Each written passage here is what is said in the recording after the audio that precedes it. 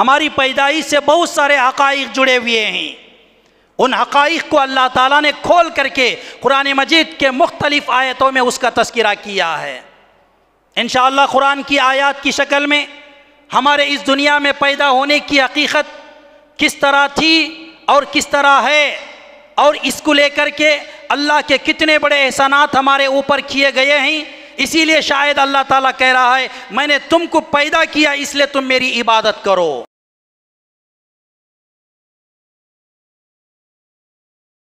ان الحمد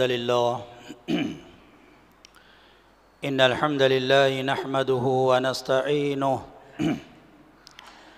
ونعوذ باللہ من شرور انفسنا ومن سیئات اعمالنا من يهد الله فلا مضل له ومن يضلله فلا هادي له واشهد ان لا اله الا الله وحده لا شريك له واشهد ان محمدا عبده ورسوله فاعوذ بالله من الشيطان الرجيم من حمزه ونفخه ونفثه بسم الله الرحمن الرحيم يا أيها الناس اتقوا ربكم الذي خلقكم من نفس واحدة وخلق منها زوجها وبث منهما رجالا كثيرا ونساء واتقوا الله الذي تساءلون به والأرحام إن الله كان عليكم رقيبا يا أيها الذين آمنوا اتقوا الله حق تقاته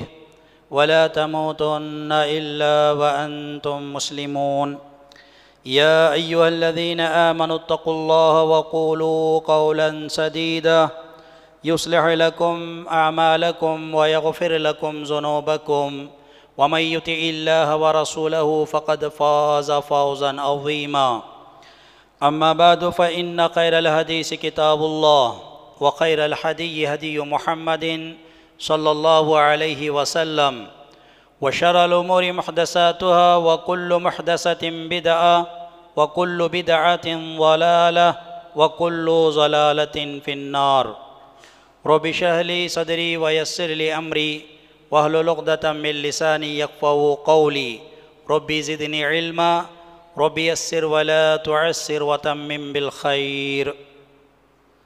ہر طرح کی تعریف، حمد و ثنا، بڑائی و بزرگی اس اللہ رب العالمین وحدہ لا شریک لہ کے لیے لائق و زیبا ہے، جو اس کائنات کا اکیلا تنہا خالق مالک ہے۔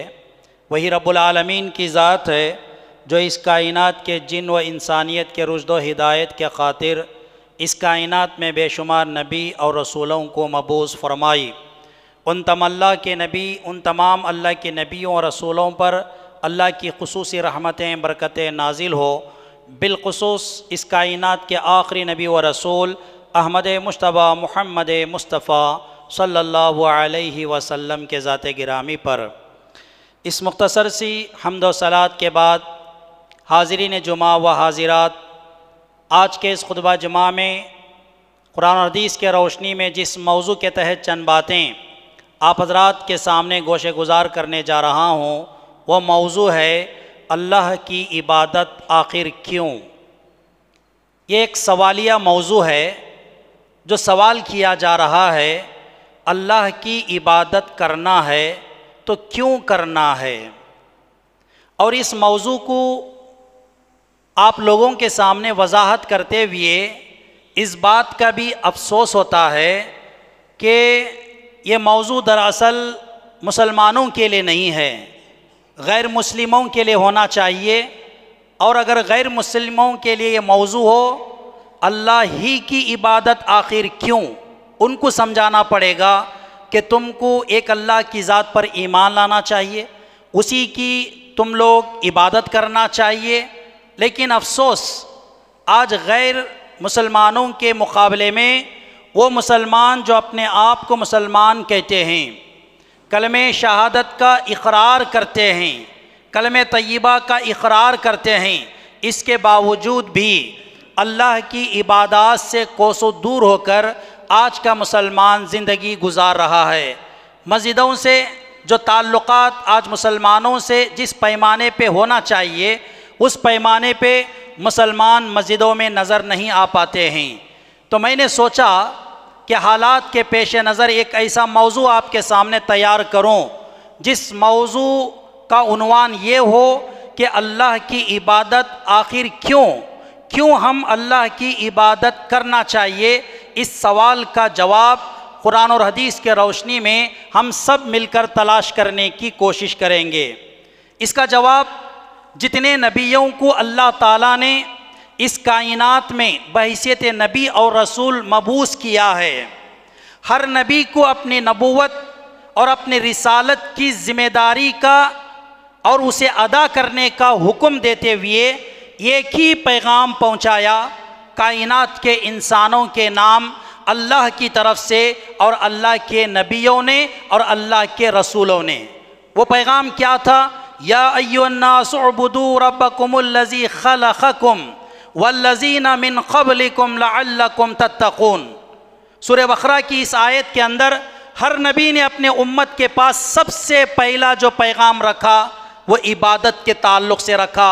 صرف مسلمانوں سے، صرف مومنوں سے مخاطب ہو کر کے نہیں فرمایا گیا، بلکہ اللہ تعالیٰ اس کا تذکرہ اس آیت کے اندر کرتا ہے، یا ایھا الناس، اے کائنات کے انسانوں، چاہے مسلم ہو کہ غیر مسلم، مومن ہو کہ غیر مومن، ہر کسی کو یہ بات سن لینا چاہیے، ہر کسی کو یہ بات سمجھ لینا چاہیے، ہر کسی کے لیے جو اس کائنات میں بحیثیت انسان ہے اس کے لیے یہ پیغام پہنچایا گیا، یا ایھا الناس اعبدوا ربکم، اے کائنات کے انسانوں تم اپنے اس رب کی عبادت کرو، عبادت کرو، عبادت کرو۔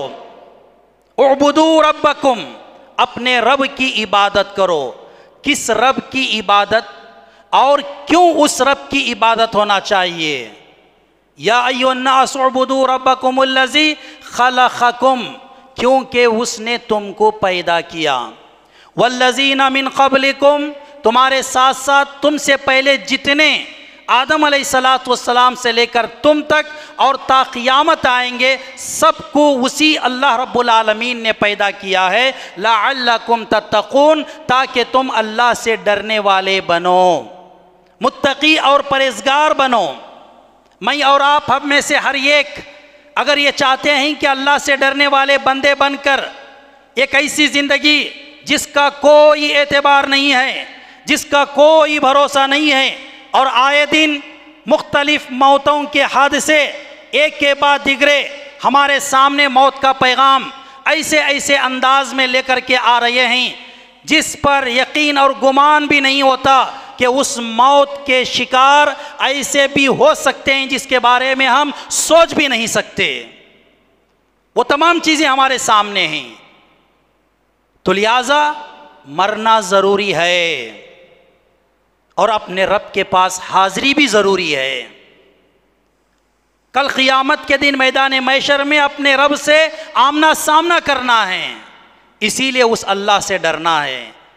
اللہ نے ہم کو پیدا کیا، اللہ کے بڑے احسانات ہمارے ساتھ ہیں، اس سے بڑھ کر کے احسان اللہ نے پیدا کرنے کے بعد اس رب کو پہچاننے کی توفیق عطا فرمائی۔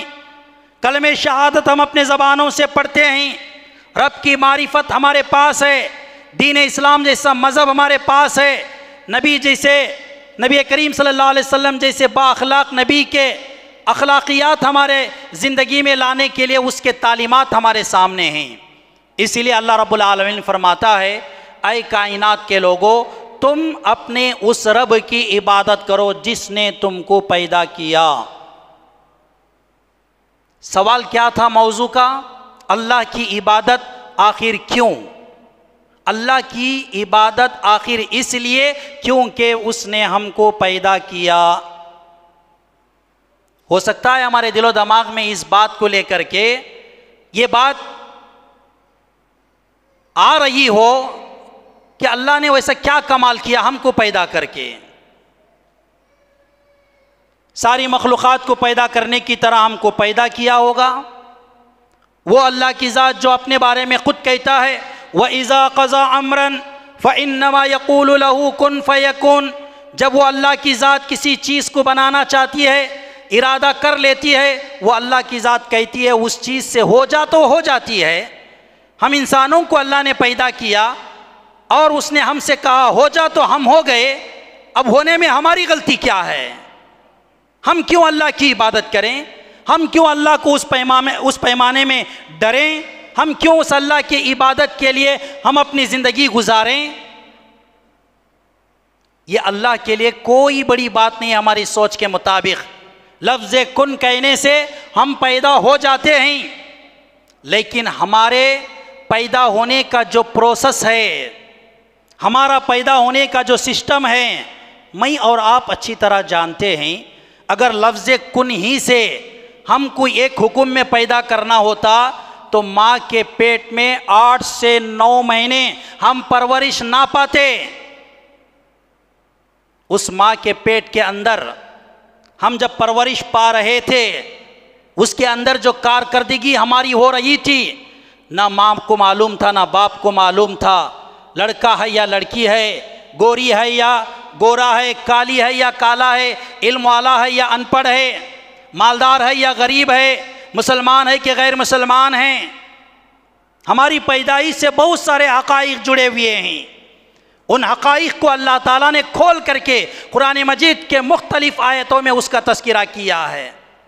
انشاءاللہ قرآن کی آیات کی شکل میں ہمارے اس دنیا میں پیدا ہونے کی حقیقت کس طرح تھی اور کس طرح ہے، اور اس کو لے کر کے اللہ کے کتنے بڑے احسانات ہمارے اوپر کیے گئے ہیں۔ اسی لیے شاید اللہ تعالیٰ کہہ رہا ہے میں نے تم کو پیدا کیا اس لیے تم میری عبادت کرو۔ کیسے پیدا کیا اللہ تعالیٰ نے؟ اس سوال کا ایک بہت بڑا جواب ہے۔ آج ہم نے اس جواب کو کبھی سائنسدانوں کے زبانی سنا یا ان کے لکھی ہوئی کتابوں میں پڑھا ہوگا، یا تو میڈیکل ڈپارٹمنٹ کے اندر، میڈیکل لینگویج کے اندر ڈاکٹروں سے ہم نے سنا ہوگا کہ ماں کے پیٹ میں بچہ کیسے پرورش پاتا ہے۔ یہ ڈاکٹری، یہ سائنسدانی، یہ قرآن کی بات ہے۔ آج سے 1446 سال پہلے جس نبی پر قرآن مجید کے آیات نازل کیے گئے، اسی وقت قرآن کے ان آیتوں کے اندر وہ بھی آیتیں ہیں جس کے اندر اس بچے کے پرورش کا تذکرہ، جو بچہ کے اب کے ماں کے پیٹ میں پھلتا ہے، پھولتا ہے، بڑھتے رہتا ہے، اس کا سسٹم کیا ہے، مکمل طور پر اس کا تذکرہ کیا ہے۔ سورہ زمر آپ اٹھا کر کے دیکھیں، آیت نمبر 6 اور آیت نمبر 7 کے اندر اللہ تعالیٰ نے بڑے بہترین انداز میں انسان کی خلقت یعنی اس کے پیدائش کے مرحلوں کا تذکرہ کرتے ہوئے فرماتا ہے یخلقکم فی بطون امہاتکم، اللہ کہتا ہے کہ ہم نے تم کو تمہارے ماؤں کے پیٹ سے پیدا کیا۔ یہ کوئی کمال کی بات نہیں ہے جو آج ہم سن رہے ہیں۔ ہم میں سے ہر کوئی اپنے ماں کے پیٹ ہی سے تو پیدا ہو رہا ہے، لیکن بات کی باتیں اصل ہے جس کے اوپر ہم کو غور کرنا ہے۔ اللہ کہتا ہے ہم نے اے میرے بندو، ہم نے تم کو تمہارے ماؤں کے پیٹ سے پیدا کیا، خلقا من بعد خلق، ایک پیدائش کے بعد دیگر بہت سارے پیدائشوں کے ساتھ، صرف ایک ساتھ تم کو پیدا نہیں کیا گیا، تمہارا پیدا کیا جانے کے پیچھے بہت سارے مرحلے ہیں، بہت سارے سلسلے ہیں، بہت سارے پروسیس ہیں جس کو ہم نے پار کیا ہے۔ اور یہ مرحلہ کہاں چل رہا تھا؟ صرف تمہارے ماؤں کے پیٹ کے اندر نہیں، فی ظلمات ثلاث، ماں کے پیٹ کے 3 اندھیروں کے اندر ہم نے تم کو پیدا کیا۔ ماں کے پیٹ کے 3 اندھیروں کے اندر اللہ نے پیدا کیا۔ انسان کو دنیا میں جو زندگی گزار رہا ہے، ایک دن تھوڑی دیر کے لیے کھلے آسمان کے نیچے سانسیں چلتے جگہ اگر رات ہو جائے، بجلی چلی جائے، کرنٹ چلا جائے، ہمارا زندگی گزارنا مشکل ہو جاتا ہے۔ ہم پریشان ہو جاتے ہیں تھوڑی دیر کے لیے، آنکھ ہوتے بھی کسی چیز کو دیکھ نہیں سکتے، ہاتھ ہوئے چیز بھی صحیح طور پر جس چیز کو ہم چھونا چاہتے ہیں چھو نہیں سکتے۔ ہماری مثال اس اندھے کے مانند ہو جاتی ہے، دن اور رات کے 24 گھنٹوں میں اپنے ہاتھوں سے ٹٹول کر اپنے زندگی کے ضروریات کو پورا کرتا ہے۔ صرف ایک اندھیرا، آنکھیں رکھتے ہوئے اگر تھوڑا اندھیرا ہو جائے تو ہماری یہ حالت. اللہ تعالیٰ کہتا ہے فی ظلمات ثلاث، ہم نے تم کو 3 اندھیروں میں رکھ کر کے پالا. اہل علم اس کے بارے میں لکھتے ہیں 3 اندھیروں سے مراد کیا ہے. 3 اندھیروں سے مراد پہلا ماں کا پیٹ کے اندر کا اندھیرا، اور ماں کے پیٹ کے اندر اور ایک حصہ ہے ماں کا رحم یعنی جسے بچہ دانی کہتے ہیں، جس کے اندر بچہ پلتا ہے. اس بچہ دانی یعنی رحم مادر کے اندھیرے کے اندر ہم نے تم کو پالا. پھر اس کے بعد تیسرا اندھیرا کون سا ہے؟ اسی رحم مادر یعنی بچہ دانی کے اندر ایک اور جھلی ہوتی ہے، ایک پتلی سی پرت ہوتی ہے. اس کے اندھیرے کے اندر ہم نے تم کو بڑی حفاظت کے ساتھ، بڑی دیکھ ریکھ کے ساتھ، کسی قسم کا انفیکشن نہ ہو، بڑے حفاظت کے ساتھ ہم نے تم کو بنایا ہے، پیدا کیا ہے، تمہاری پرورش کی ہے. آج ہم سنتے ہیں بڑی بڑی بیماریاں آ جاتے ہیں، آپریشن ہو جاتے ہیں، آئی سی یو میں رکھا جاتا ہے جہاں پہ کسی کو جانے کی اجازت نہیں ہوتی. وجہ کیا ہے؟ اگر کوئی چلے گیا انفیکشن ہو سکتا ہے، کوئی اور چیز سے انفیکشن ہو سکتا ہے، دھول مٹی سے انفیکشن ہو سکتا ہے. اللہ تعالیٰ نے ہمارے پرورش کے اندر کسی قسم کا انفیکشن نہ ہو اس کا احتیاط کرتے ہوئے صرف ماں کے پیٹ میں پیدا نہیں کیا. ماں کے پیٹ کا اندھیرا، ماں کے پیٹ کے اندر رحم مادر کا اندھیرا، رحم مادر کے اندر جو ایک جھلی نما پتلی پرت ہوتی ہے، اس کے اندھیرے کے اندر پوری حفاظت کے ساتھ اللہ تعالیٰ نے ہم کو پیدا کیا. اب اتنا تذکرہ کرنے کے بعد اللہ نے جو بتایا کہ ہم نے تمہارے ماؤں کے پیٹ کے اندر خلقم من بعد خلق، ایک پیدائش کے بعد دوسرا پیدائش کا مرحلہ، دوسرے پیدائش کے بعد تیسرے مرحلہ، ایسے کئی مرحلوں سے گزار کر کے تم کو پیدا کیا ہے. اگر آپ اس کی تفصیل جاننا چاہتے ہیں سورۃ المؤمنون اٹھائیں آپ لوگ، اس کی آیت نمبر 12 سے لے کر آیت نمبر 17 تک اللہ تعالیٰ نے یہ جو فرمایا سورہ زمر کے اندر ہم نے کئی مرحلوں کے ساتھ ماں کے پیٹ میں بچے کو پالا ہے، اس کا تذکرہ واضح طور پر کیا. کون کون سا مرحلہ کتنے کتنے دن کا تھا، وہ کس کس حالت اور کس کس پوزیشن میں ماں کے پیٹ کے اندر بڑھتے چلے جاتا ہے، اور کب جا کر اس کی آخری بناوٹ ایک انسان کی شکل میں کی جاتی ہے، اس کا پورا تذکرہ کیا گیا ہے. سورۃ المؤمنین آیت نمبر 12 کے اندر اللہ نے ارشاد فرمایا وَلَقَدْ خَلَقْنَا الْإِنسَانَ مِنْ سُلَالَةٍ مِنْ طِينٍ، ہم نے انسان کو سب سے پہلے چنی ہوئی کھنکھناتی ہوئی مٹی سے پیدا کیا. یہاں پر مٹی سے پیدا کیے جانے سے مراد حضرت آدم علیہ السلام ہیں. جب آدم علیہ السلام سے قیامت تک کے تمام انسانوں کو جب پیدا کرنے کا مسئلہ آیا تو اللہ تعالیٰ نے کس طرح انسان کو پیدا کیا، اس میں آگے اللہ تعالیٰ فرماتا ہے. کیا فرماتا ہے؟ اللہ رب العالمین فرماتا ہے کہ وَلَقَدْ خَلَقْنَا الْإِنسَانَ مِنْ سُلَالَةٍ مِّن مَّاءٍ مَّهِينٍ ثُمَّ جَعَلْنَاهُ نُطْفَةً فِي قَرَارٍ مَّكِينٍ. ہم نے اور انسانوں کو پیدا کرنے کے لیے سب سے پہلے ان کا ایک نطفہ تیار کیا. یہ نطفہ کیا ہے؟ یہ نطفہ شادی شدہ زندگی میں مرد و خواتین اپنے خواہشات کو پورا کرنے کے لیے آپس میں ملتے ہیں. ملنے کے بعد ان دونوں سے ایک پانی جسے ہم منی کہتے ہیں، مرد و عورت کے ملے ہوئے پانی کے حصے کو نطفہ کہا گیا. اللہ تعالیٰ فرماتا ہے ثُمَّ جَعَلْنَاهُ نُطْفَةً فِي قَرَارٍ مَّكِينٍ، ہم نے مرد و عورت کے پانی کو نطفے کے شکل میں فی قرار مکین ایک مضبوط ایک محفوظ جگہ میں ڈال دیا. یہ محفوظ اور مضبوط جگہ کون سی ہے؟ ماں کا پیٹ، اور ماں کے پیٹ کے اندر رحم مادر، اور رحم مادر کے اندر جو باریک پرت یعنی ایک جھلی ہے، ہم نے اس کے اندر اس نطفے کو ڈال دیا. ثم خلقنا النطفة علقة، ہم نے اس پانی کو ماں کے پیٹ میں 40 دن رکھا. 40 دن میں یہ پانی خون کی شکل اختیار کر لیا. ثم خلقنا النطفة علقة فخلقنا العلقة مضغة. پھر 40 دن کا ماں کے پیٹ کے اندر پروسیس چلتا ہے اور یہ خون جو پانی تھا خون کا لوتھڑا بن جاتا ہے اور یہی خون کو گوشت کی شکل دی جاتی ہے, گوشت کے ٹکڑے میں اسے بانٹا جاتا ہے. ثم خلقنا المضغة عظاما. پھر 40 دن اس گوشت کے اندر ایک نیا پروسیس ہوتا ہے. اس گوشت کو اللہ تعالیٰ اس 40 کے اندر ہڈیوں میں بدل دیتا ہے, پورے گوشت کو ہڈیوں میں بدل دیتا ہے. آج انسان کے تلوے سے تالو تک جتنے اعضاء اللہ تعالیٰ نے انسان کے ضرورت کے استعمال کے لیے بنایا ہے, ہر عضو سب سے پہلے ہڈی سے بنتا ہے, اس کے پاس اس کے اوپر گوشت چڑھایا جاتا ہے. اللہ نے فرمایا ہم نے جو گوشت کا ٹکڑا بنایا تھا خون کے خون کے لوتھڑے سے, اس کے اندر ہم نے ہڈی بنائی.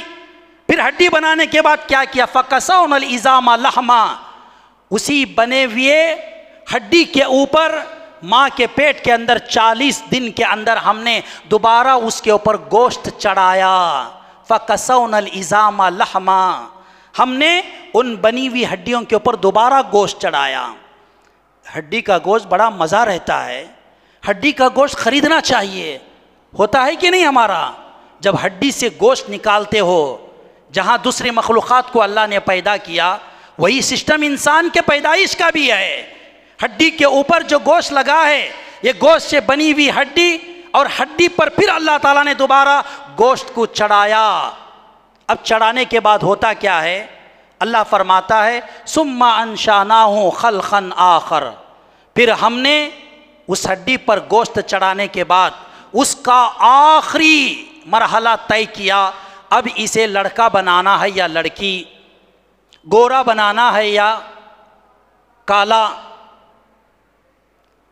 اس کے آنکھ کیسے ہو, اس کے ہاتھ کیسے ہو, اس کے پیر کیسے ہو, وہ سلسلہ یہاں سے شروع ہوتا ہے. تقریباً 4 ماہ تک ماں کے پیٹ میں اندر ہی اندر اللہ تعالیٰ انسان کے پیدائش کا یہ پروسیس شروع کر دیتا ہے.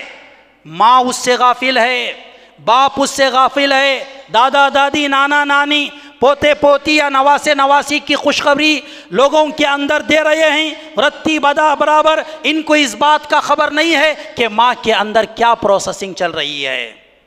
یہ رب العالمین کی تخلیقی قدرت ہے. اس قدرت کو سامنے رکھ کر کے ہم اپنے زندگی میں غور کریں. ہم کیا سمجھتے ہیں کہ ہمارے ماں نے ہم کو پیدا کیا, باپ ہمارے پیدا ہونے کا ذریعہ بنا, ہم دنیا میں آئے ہیں, ہمارے پیچھے کس کا کیا کمال ہو سکتا ہے؟ رب العالمین کے بڑے احسانات ہیں ہمارے پیدائش کے اندر.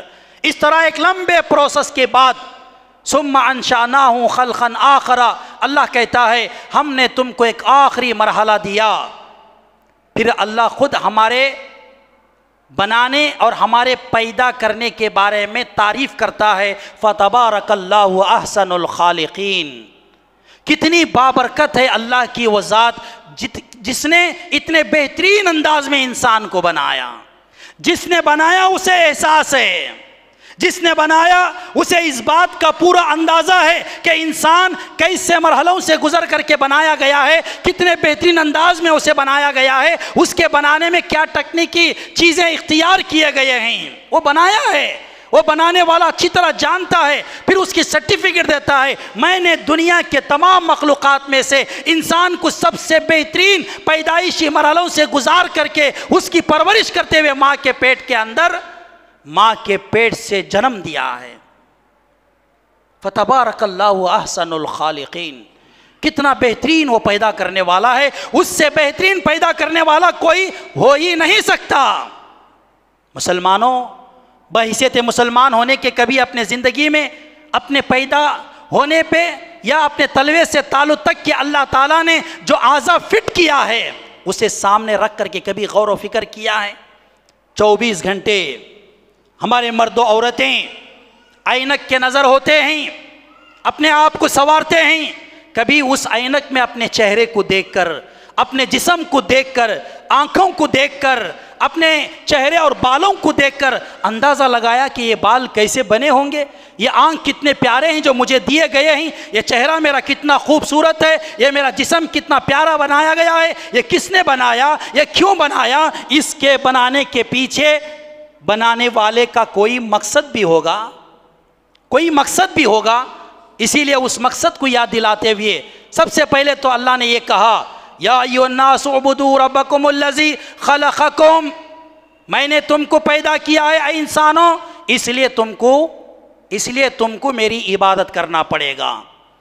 اور اللہ تعالیٰ نے انسان کے اسی سوال کا جواب کہ انسان کیوں بنایا گیا، کیوں پیدا کیا، اس کا جواب دیتے ہوئے اللہ کہتا ہے وَمَا خَلَقْتُ الْجِنَّ وَالْإِنسَ إِلَّا لِيَعْبُدُونَ، ہم نے انسان کو اس دنیا میں صرف عبادت کے لیے پیدا کیا ہے۔ ہم تو مسلمان ہیں، ہم تو اللہ کے ماننے والے، توحید پرست ہیں، پکے سچے، ہمارا کوئی مقابلہ توحید کے عقیدے کے اندر کر ہی نہیں سکتا۔ ہم جتنے عقیدے میں پکے ہیں، ایک رب پر ایمان رکھنے کا دعویٰ کرتے ہوئے، اتنے ہی اس ایک رب کی عبادت کرنے میں پکے اور سچے ہونا چاہیے۔ مسلمانوں، آج کے دن یہ پیغام تمہارے درمیان چھوڑنا چاہتا ہوں۔ اہل حدیث کہتے ہو، سلفی العقیدہ کہتے ہو، یہ ایک اللہ پر توحید کا عقیدہ رکھنے والے کائنات کے اندر ہمارے برابر کوئی ہو نہیں سکتا۔ اس عقیدے کو سامنے رکھ کر کے کیا اتنے ہی پکے عقیدے کے ساتھ اس ایک رب کی پکی عبادت دن اور رات کے 24 گھنٹوں میں نماز کے پڑھنے کو لے کر کے ہو رہی ہے؟ صرف دعوے کرنے سے کچھ نہیں ہوگا، دعوے صرف دعوے رہ جائیں گے۔ رب کے سامنے چہرہ دکھانا ہے، اس وقت ہماری حقیقت اور ہماری پول کھل جائے گی۔ اس لیے دعووں سے بچو، حقیقت میں آ جاؤ، رب کو پہچانو۔ پہچاننے کے لیے اپنے پیدا ہونے پہ غور کرو۔ آپ کو معلوم ہے جب اللہ نے یہ کہا کہ فتبارک اللہ احسن الخالقین، ہم بہترین پیدا کرنے والے ہیں، کیا ہی بہترین تم کو بنایا ہے۔ وہ ذات اللہ کی بڑی بابرکت ہے جس کے برکتوں اور رحمتوں سے ہم بن کر اس دنیا میں آئے ہیں۔ اس کے بعد ایک پیغام اللہ تعالیٰ دیتا ہے ثم انکم بعد ذالک لمیتون، اے انسانوں، اتنے مرحلوں سے ماں کے پیٹ کے اندر میں نے تم کو پالا پوسا بنایا، پھر تم کو بہترین انداز میں بنا کر پیدا کیا، لیکن ایک دن آئے گا ثم انکم، پھر ایک دن آئے گا تمہارے زندگی میں، کیا کیے جاؤ گے تم؟ لمیتون، تم کو موت دی جائے گی۔ پیدائش کے بعد فوراً موت کا پیغام دیا جا رہا ہے تاکہ بندے اپنے پیدا ہونے کو لے کر غفلت میں نہ رہیں۔ بال بنا کر کے، چھاتی اکڑا کر کے، جسم کو بنانے کے لیے کہاں کہاں جا رہے ہیں، کیا کیا کر رہے ہیں، ٹی شرٹ ٹائٹ فٹنگ، ہمارے رٹھے نظر آنا چاہیے، باڈی نظر آنا چاہیے، کہیں رب کی خلقت پر فخر کرتے ہوئے یہ بندہ غفلت میں نہ آ جائیں۔ اللہ نے کہا ثم انکم بعد ذالک میتون، پھر اس کے بعد ایک دن ایسا مرحلہ ہوگا تم کو موت دی جائے گی۔ بات اگر اتنی تھی کہ موت دی جائے گی، اس کے بعد کیا ہوگا اس کا تذکرہ نہیں کیا گیا ہوتا تو بہت بہتر ہوتا۔ پیدا ہوئے تھے، زندگی گزارے، موت آ گئی، ٹھیک ہے، مر گئے، سڑ گئے، گل گئے، ہمارا وجود ختم ہو گیا، رب کے پاس دوبارہ ٹھہرائے نہیں جائیں گے، اتنا ہم یقین کر لے سکتے تھے۔ فوراً اس کے بعد کی آیت میں اللہ نے فرمایا ثم انکم یوم القیامت تبعثون، کان کھول کر کے سن لو، تمہاری موت ہونے کے بعد اسی حالت میں تم کو چھوڑا نہیں جائے گا۔ ثم انکم یوم القیامہ، پھر ایک دن جو قیامت کا دن ہوگا تم کو اٹھایا جائے گا تمہارے خبروں سے اور تمہارے رب کے سامنے کھڑا کیا جائے گا۔ موت، پیدائش، موت اور بعض بعد الموت، پیدا ہونا، پیدا ہونے کے بعد مرنا، مرنے کے بعد دوبارہ زندہ کر کے رب کے درمیان کھڑا کیا جانا، یہ جو تین مرحلے ہیں ان تینوں مرحلوں کا اللہ تعالیٰ نے تذکرہ کیا، تینوں مرحلوں کا تذکرہ کیا۔ پھر اس کے بعد اللہ کہتا ہے، کیا کہتا ہے؟ تم لوگ اپنے پیدائش سے غفلت میں ہو، وما کننا عن الخلق غافلین، اللہ کہتا ہے ہم تمہارے پیدا کرنے سے غفلت میں نہیں ہے۔ تم غافل ہو سکتے ہو، تمہارے پیدا ہونے میں تمہارا کوئی کردار نہیں ہے، تمہارے پیدا ہونے میں تمہارے ماں باپ کا کوئی کردار نہیں ہے، کیونکہ ہم نے تم کو بنایا ہے۔ ہم نے تم کو کیسے بنایا اس کا علم ہمارے پاس ہے، کن کن پروسیس سے تم کو گزارا وہ ڈھانچہ ہمارے پاس ہے، کس سانچے میں تم کو ہم نے رکھا تھا وہ سانچہ ہمارے پاس ہے، اس کی ماسٹر کاپی ہمارے پاس ہے، وہ تمہارے پاس نہیں ہے۔ یہ نہیں کہہ سکتے کہ تم اپنی پیدائش سے غافل ہو کر رب کو دھوکہ دے سکو۔ وما کننا عن الخلق غافلین، اللہ کہتا ہے تمہارے پیدا ہونے سے تم بے خبر تھے، ہو سکتا ہے کہ تم غافل ہو جاؤ، ہم باخبر تھے۔ ماں سو رہی تھی، رات کی تاریکی میں تمہاری نگرانی ماں کے پیٹ میں ہم کر رہے تھے۔ ماں کھانا کھا رہی تھی، ہم نے اس کے پیٹ کے اندر تمہارے رزق کا انتظام کر رہے تھے۔ ماں آنکھیں کھول کر دیکھتی تھی، ہم نے ماں کے پیٹ کے اندر تمہاری آنکھوں کے اندر روشنی ڈال رہے تھے۔ ماں چل رہی تھی، تمہارے ماں کے پیٹ کے اندر، تمہارے پیروں کے اندر ہم چلنے کی طاقت ڈال رہے تھے۔ یہ تمام مرحلے ہم نے جو تمہارے ساتھ کیا ہے۔ یا ایھا الناس اعبدوا ربکم، اے میرے بندو اس لیے تم کو میری عبادت کرنا ہے، میں غافل نہیں ہوں۔ ثم انکم یوم القیامت تبعثون، ایک دن آئے گا دوبارہ میں تم کو اٹھاؤں گا، وہ قیامت کا دن ہوگا، تم ہوگے اور میں، اور میرا سامنا تم کو کرنا ہے، میرے ایک ایک سوال کا جواب تم کو دینا ہے۔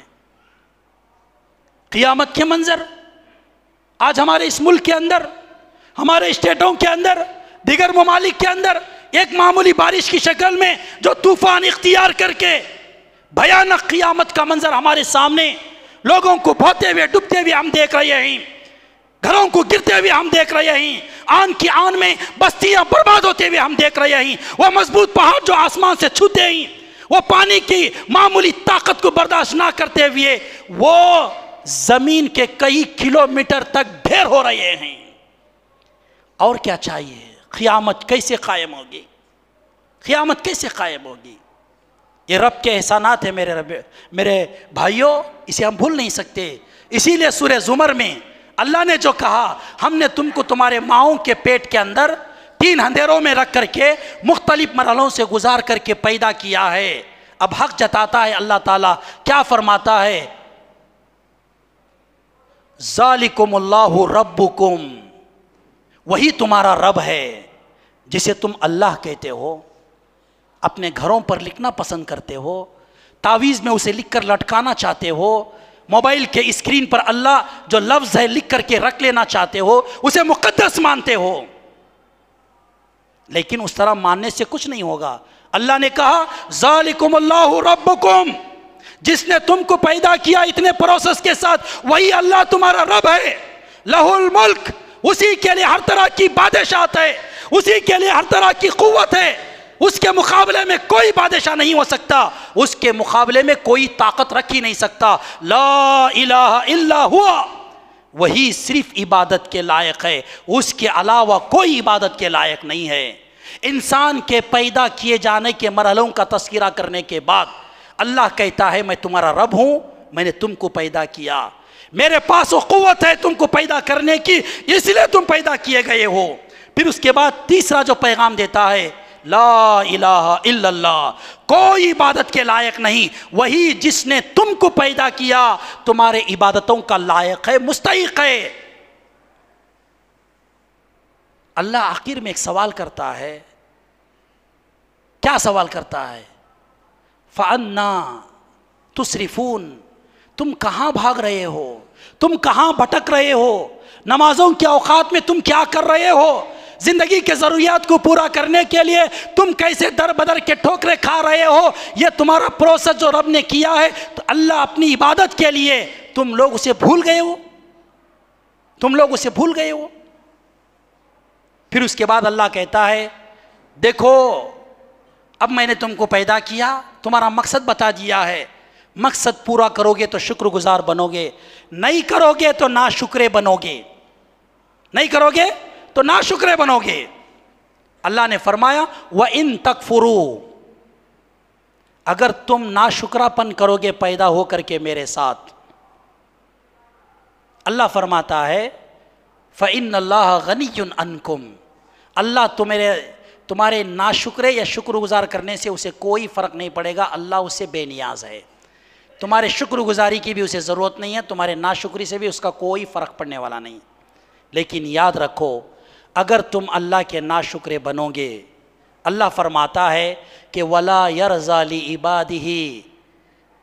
لِعِبَادِهِ الْكُفْرُ، جو میرا بندہ میرے پیدا کرنے کے بعد میری عبادت نہ کرتے ہوئے میری ناشکر گزاری کرتا ہے، اس سے مجھے تو فرق نہیں پڑے گا، تمہارے جیسے کئی ایک کو میں نے پیدا کیا ہے، پیدا کر سکتا ہوں، کچھ بھی فرق ہونے والا نہیں ہے، فرق تم پر پڑے گا۔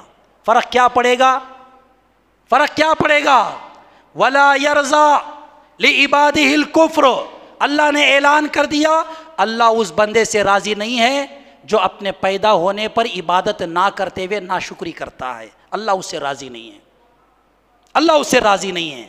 یہ میرا آخری پیغام ہے، عبادت کرو یا نہ کرو، رب کا قرآن میں بتانا تھا، میری ذمہ داری میں میرے رسول پہ کھڑ کر بتانا تھا، وَمَا عَلَيْنَا إِلَّا الْبَلَاغُ، ہمارے اوپر صرف پہنچانے کی ذمہ داری ہے، آپ لوگوں کے ساتھ زبردستی کرنے کی ذمہ داری نہیں ہے۔ لیکن ایک پیغام میں دینا چاہتا ہوں، اگر تم رب کی عبادت نہ کرتے ہوئے ناشکری کرو گے، تمہارا رب تمہارے ساتھ ناراض ہے، اور جس کا رب جس کے زندگی میں ناراض ہو وہ بندہ دنیا میں کیا ترقی کرے گا، آخرت میں کیا کامیاب ہوگا؟ مسلمانوں آج کیوں خاص کر مسلمان پریشان ہیں، کیوں تکلیف میں ہے؟ فلسطین کا مسئلہ اٹھاؤ، سیریا کا مسئلہ اٹھاؤ، ہمارا ملک غیر اسلامی ملک ہے، مسلمانوں کے ممالک کو اٹھاؤ، پھر بھی پریشانیاں کیوں ہیں؟ رب کی جس پیمانے پہ عبادت ہونا چاہیے تھا اس کی شکر گزاری کے لیے ہم نے نہیں کیا۔ اللہ کہتا ہے کہ کوئی ضرورت نہیں تمہاری عبادتوں کو، عبادت تم اپنے لیے کر رہے ہو، بس اتنا اعلان ہمارے طرف سے ہے، جو میرا بندہ میری شکر گزاری کرنے کے لیے عبادت چھوڑ دیتا ہے، شکر گزاری نہیں کرتا، ہم اس سے ناراض ہیں۔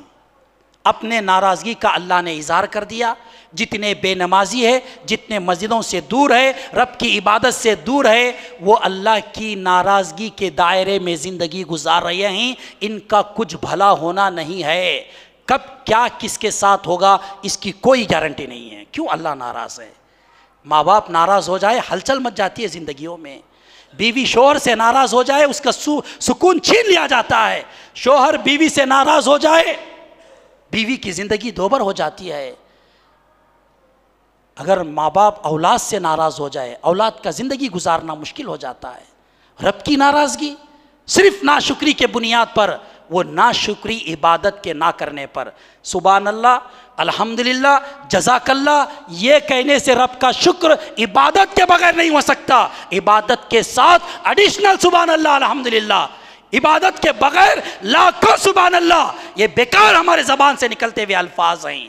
ایک مرتبہ جھکنے کی، رب کے دربار میں آ کر ماتھا ٹیک کر رگڑنے کے لیے کیا ہے فرصت نہیں ہے، 24 گھنٹے سبحان اللہ پڑھے، اس سے کیا بننے والا ہے، اس سے کیا بننے والا ہے؟